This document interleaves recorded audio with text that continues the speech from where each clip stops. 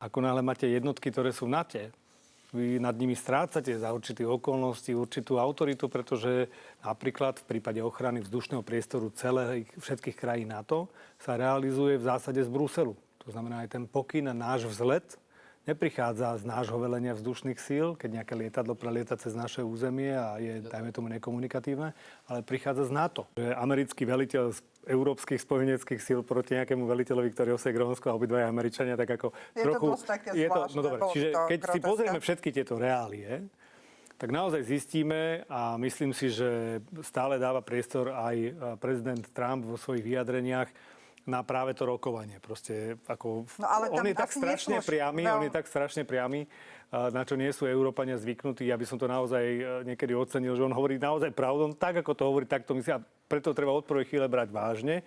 Potom si treba jasne povedať, aké máme možnosti a urobiť ten krízový summit, na ktorom si tých 5 možností, ktoré sa môžu stať, možno to budú iba 2, musíme jasne rozobrať a jasne povedať reakciu a dohodnúť sa, že takto pôjdeme.